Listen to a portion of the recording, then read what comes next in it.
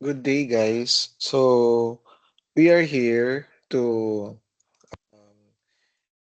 to have a laboratory, no, when it comes to um, installation of the operating system, no. So we will be using the Oracle VirtualBox. No? So we're going to use our laptop or maybe your desktop rather, or any or if you have a server, no, powerful server on your house or on your home, you can use that. No? So for now, for me, I am using my own laptop, no. Pero this is also a gaming laptop, no. Kaya lang it's not the memory that I have here on my laptop. It's not totally huge, no. It's just 8 gig. Pero pwede na yung 8 gig.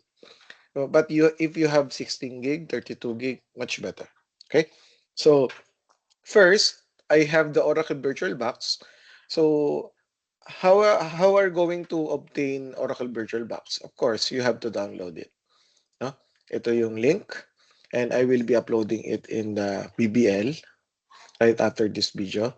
And then, you also need to download yung Windows Server. Ito. So, ito yung itsura niya. Okay, so Oracle VirtualBox, you have to use yung Windows host if you are using a your laptop na Windows. But if you are using Mac OS or any operating system na available for the VirtualBox platform packages, you have please download it. Okay?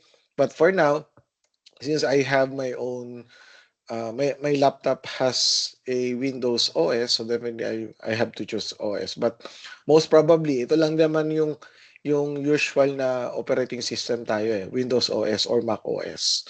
No, very limited yung gumagamit tayo sa bahay ng Linux or Solaris.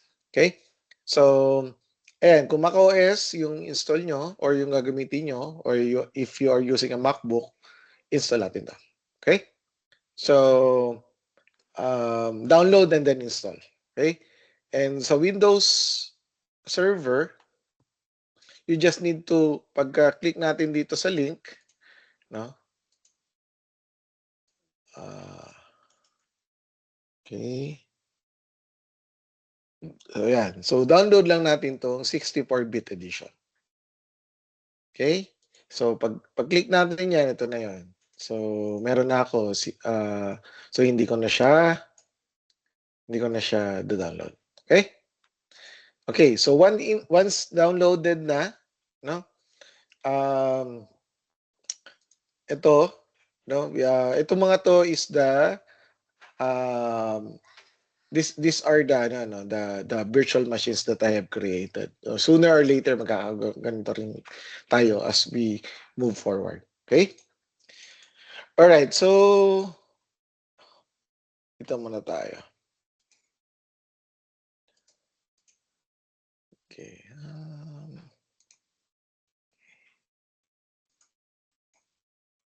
Ito muna tayo sa details. Okay.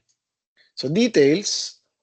So i-round row muna kayo dito sa Oracle VirtualBox Manager. Okay? So dito sa details, makikita natin in general. Yung general is ano ba yung name nung virtual machine natin. So I called it Windows domain controller, no? And then ang operating system niya, lahat kung ano yung makikita ng operating system dun sa loob mismo, yun yung ilalagay niya dito. Okay? So, ayan. So, sa system naman, yung base memory, ilang memory nilagay natin. So, be mindful kasi unang-una, kapag pinower on natin yan, you have to check kung kaya ba ng operating system mo or ng memory mo. So, sa akin, no, around 91% o 92. Kasi, I'm also using a Edge and marami pang tool, including yung Microsoft Teams. So it will ano talaga no. It will consume a lot of memory resource. Okay? So, dapat at least 8 gig kasi I'm using an 8 gig, no? So, napapagana ko naman na itong mga virtual machines ko. Okay? And then, boot order. Very familiar naman tayo dito sa boot order kasi pag yung sa desktop natin, 'di ba? Minsan kapag hindi gumagana hindi niya na-detect yung kailangan mo maglagay ng CD, 'di ba? And ang first boot dun first boot order mo is yung hard drive. Hindi niya agad ma-detect, so hindi ka makakapag-boot ng CD. So what we are doing is that we are changing, no, yung boot order from hard disk, no, ang inuuna natin no optical, or yung kung meron kayong, kung ginagamit niyo pa yung floppy, then I don't think na meron pa tayo ngayon nowadays, no, kasi pero meron pa rin naman, pero very minimal na lang sa atin. But going back, no, for us to be able to install an operating system through the CD, we are changing the boot order from hard disk to optical. Okay? And then ito yung acceleration. So we are using a nested paging, Hyper-V para virtualization. So ito yung ginagamit natin for what we have discussed um, in our topic earlier. So probably for our setup or using Oracle VirtualBox, we are using the para virtualization. Okay? So display, ito yung video memory, ito yung allotted sa kanya, nilagay ko 'yan, no? And then ito yung mga most probably ito yung mga configuration or naka-set up dito sa display mo or display ko. And then storage, ito daw yung mga storage na meron ako, and then meron din yung virtual machines na to. Meron siyang normal na 50 gig, no? Ito yung for the C drive. And then meron pa ulit akong another drive which is for D. And then the other one is the optical drive or the CD-ROM. Okay, audio by default lang kasi we don't usually using an audio on this, no? And then network, ito yung network na meron tayo, or yung NIC card na meron tayo, no? I have one adapter. Ibig sabihin, I have one NIC card, no? Virtual lang din to, ha. Don't ano, no. Don't think na this is a physical, no? This iba to dun sa laptop na network or NIC card. Okay? Virtual NIC card to. Okay? So lahat 'yan merong virtual NIC card. Ito, dalawa. Depende 'yan kung ilan ba yung ilalagay mo. Okay? USB, ito USB XHCI device filter, so walang active. So shared folder kung meron kayo share na folder, and description. Ito wala naman ako nilagay dito description, but you can put any description if you want. Okay? So ayun, so dito, so medyo deep dive tayo, no? Dito, at ito yung sa general, dito mo ilalagay kung anong gusto mo. Yung sa akin nilagay ko Windows Server. Oh, sorry. Domain controller, no? Yan yung name. Then ano yung version? Automatic to kung ano yung version na in-install mo. And then ito yung sa system, motherboard, processor, acceleration.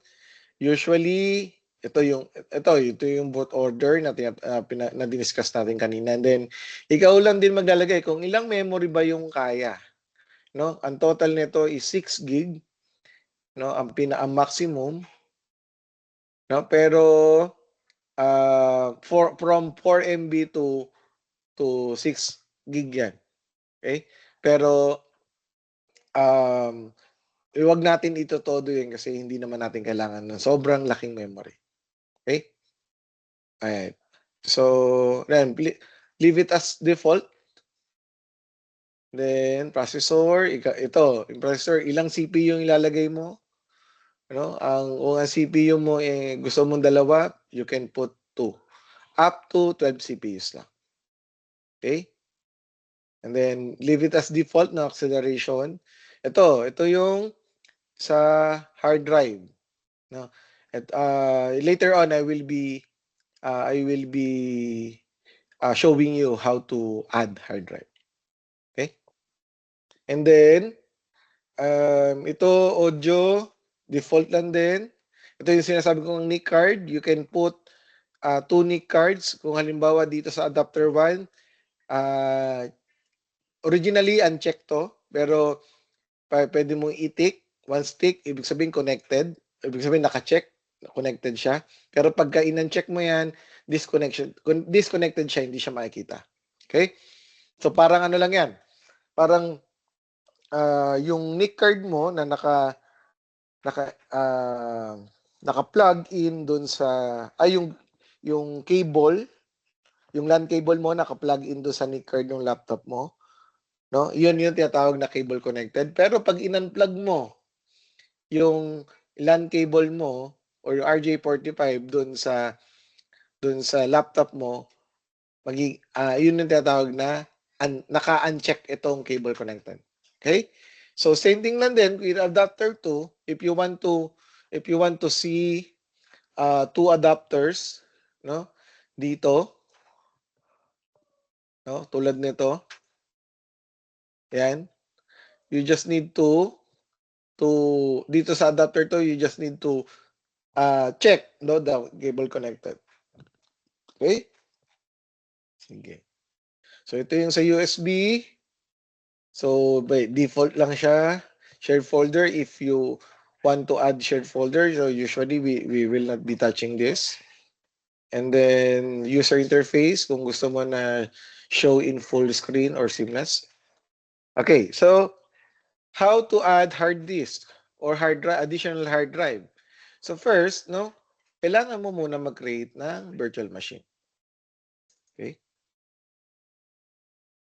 So dito, create ka ng new or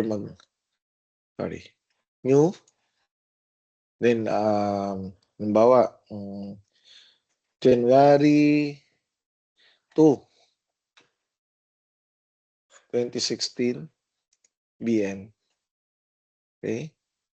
Then ISO mo is ito. Yan. Kasi it will connect to the network of Malayan. Saan ba yan? Wait lang ha.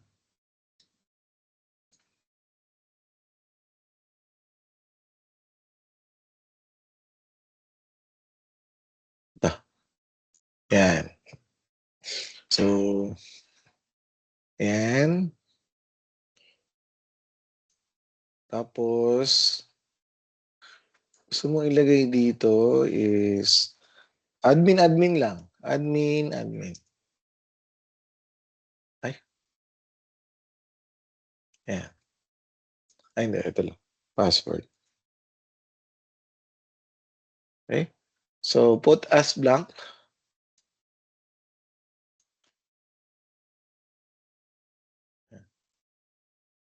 So, hardware, nalagay mo dito, 1 gig lang. 1024. Then, 2 CPU. Okay? Hard drive mo, 50 gig, by default lang to. No? And then, please mindful, no? Ito, automatic to. Dito ko kasi sinet. No? Pwede rin kayong mag-set dito. Halimbawa, gusto nyong ilagay sa dito. Tapos, save nyo lang. Okay? Any location. Halimbawa, gusto nyo dito, then save. No, pero for me, ito, dito ko siya kinonfigure. Okay? Alright. So, yan, BDI. Okay? So, yan, finish. Ayan. So, pag click nyo ng finish, automatically, it will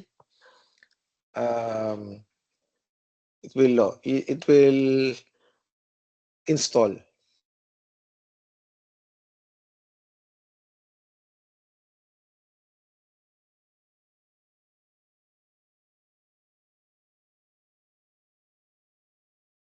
Ayan. Ayan, hintayin lang natin.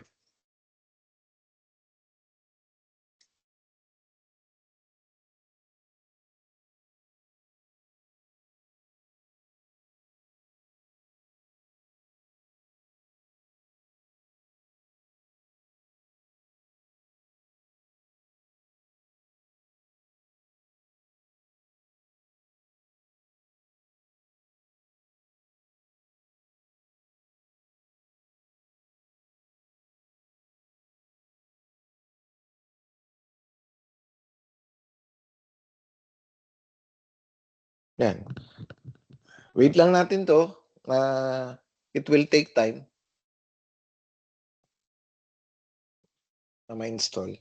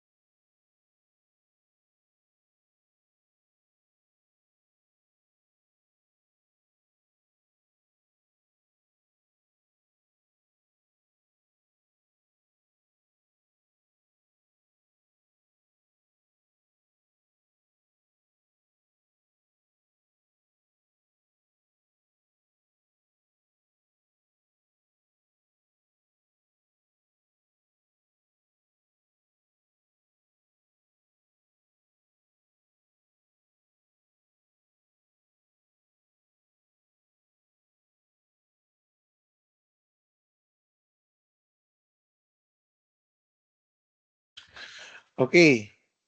So kung mapapansin nyo, no, ano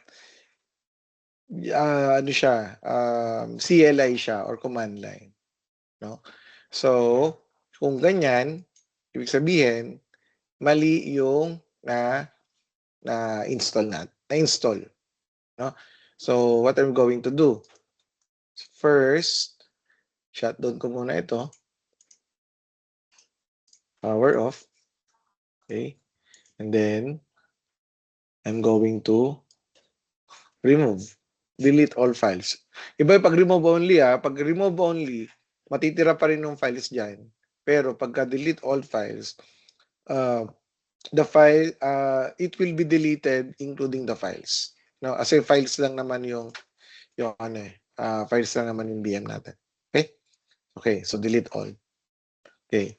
So, balik tayo ulit. So, ito na yung ginawa kong procedure, no, on how to install Windows Server 2016 Data Center Desktop Experience. Okay. So, yung kanina is error, no? Most probably, most of you will be able to, not all, no? But there are also cases na nagkakamali. So, at least ngayon, napakita ko na mali yung na-install ko. Okay? So, ngayon, punta tayo, balik ulit tayo doon, new, and then, lagay ko January, share 2, 2026.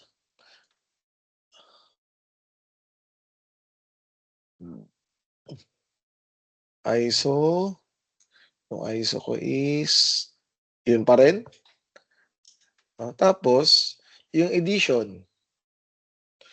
So, yung napili ko kasi kanina is the CLI. So, I have to choose ito, yung uh, desktop experience para at least meron siyang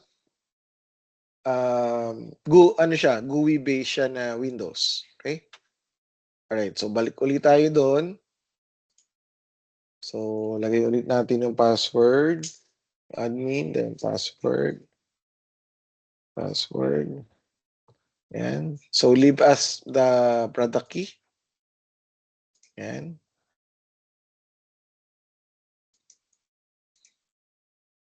Then, lagay natin dito is local. .local.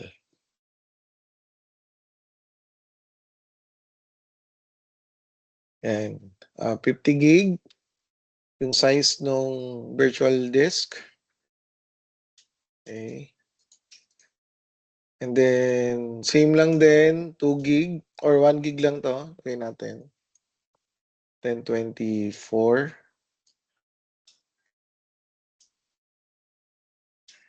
Yan. And then, 2 gig. O 2 CPU rather.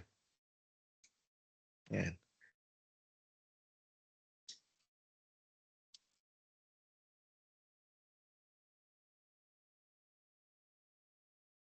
Okay. Then, finish. Click finish.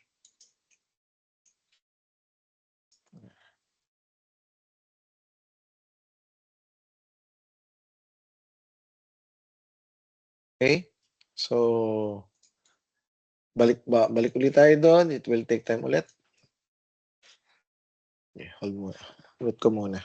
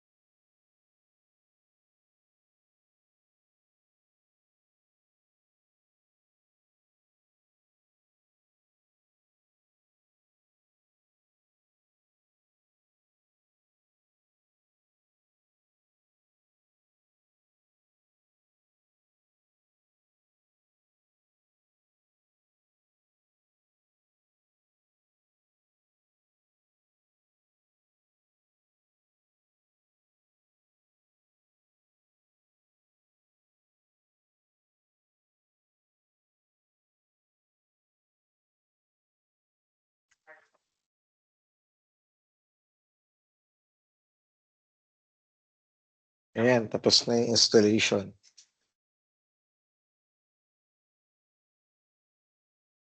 So, dun sa procedure na ginawa ko, no, you can use it or you may not, no? So, ano lang, it depends with you. Pero if you're going to use it, yung nilagay ko dito, that's fine. Okay? Para at least meron kayong guide.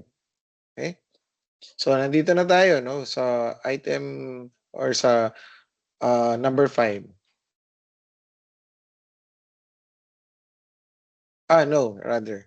Hindi, tapos na pala tayo. Dito na tayo. Yan. Ito na yung wait natin.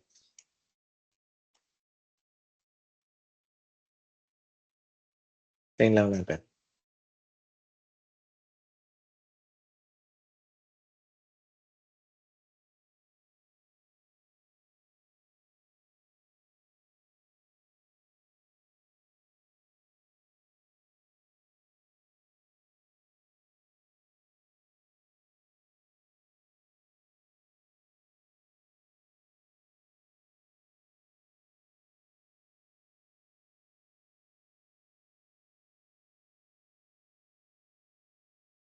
Yan.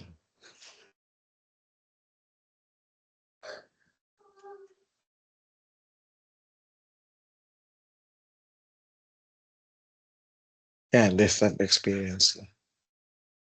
So, pagka nilock natin to, lock. So, yung password na ginamit natin,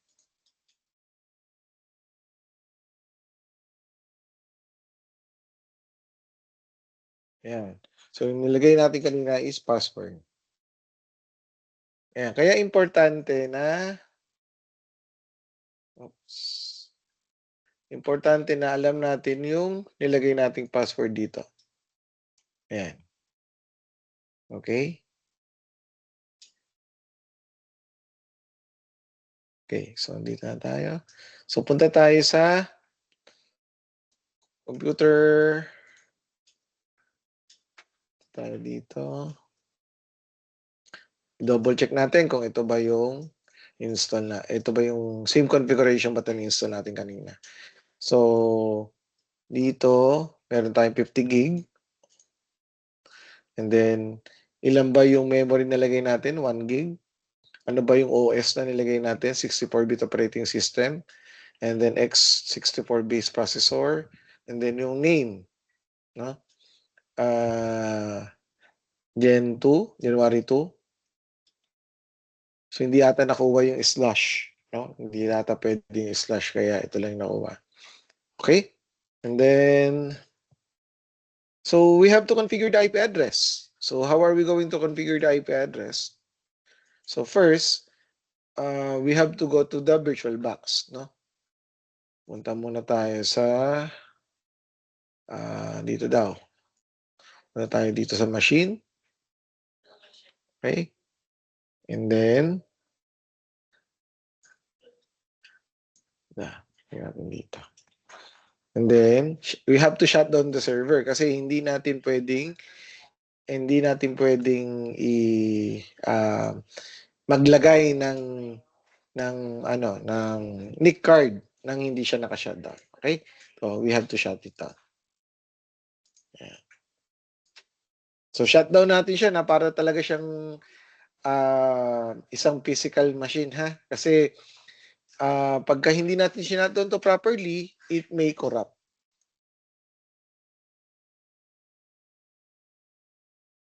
Okay. So, yan. Pwede na daw. So, shut down the server first, and then go to Oracle VirtualBox, and then settings, and then punta tayo sa network. So, dito, no, lagay natin dito is internal network. Yan. And then, allow all. Okay. And then, ito yung importante, no? Kailangan cable connected. Naka-check yan. Okay? And then, click OK. So, dito pa, lagay pa tayo ng isa.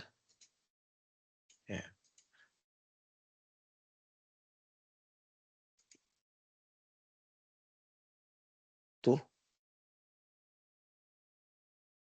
Yeah. Ayan. And then, power on ulit natin. Restart.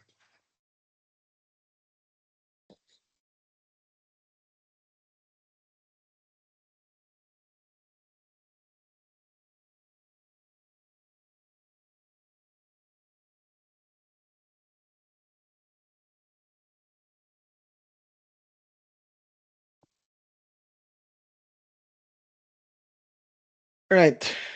So, tingnan natin kung meron na yung Mi card. Ito na siya.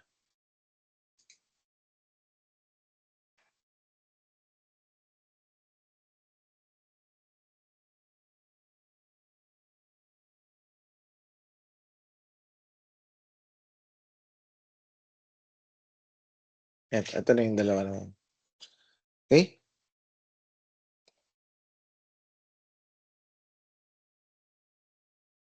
So, yan. So, paano tayo maglalagay ng IP? So, punta tayo dyan. No? Or pwede rin tayo punta ng control panel. Click start, then control panel. And then network and internet.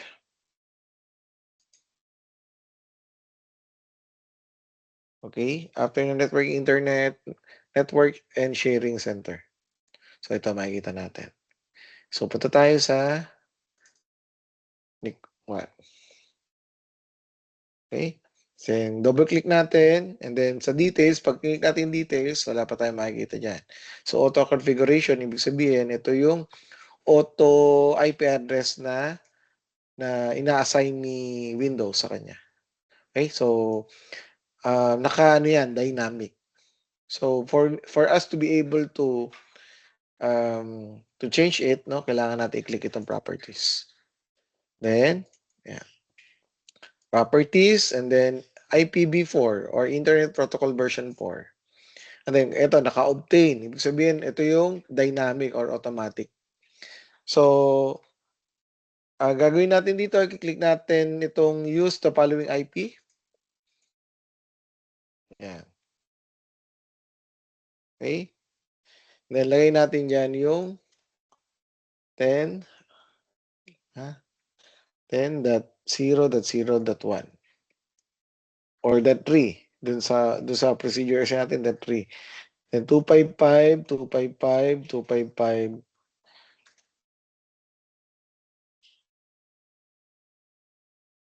0. Then wala muna tayong default gateway. Okay? Yan. Yan. So, pagka punta tayo dun sa IP config,